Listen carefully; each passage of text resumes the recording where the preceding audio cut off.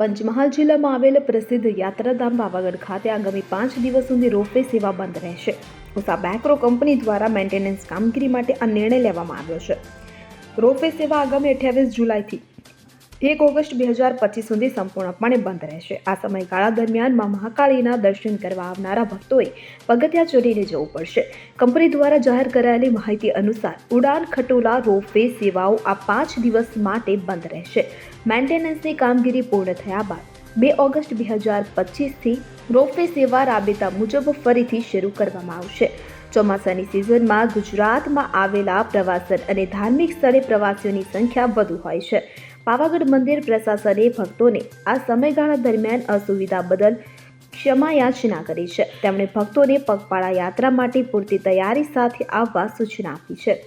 કિરણ ગોહિલ સાથે CN24 news Halol. હવે જુઓ દેશ દુનિયાની તમામ ખબરો તમારી આંગળીના ટેરવે. ઉઠાવો મોબાઈલ અને Google Play Store પરથી ડાઉનલોડ કરો અમારી CN24 ન્યૂઝ મોબાઈલ એપ.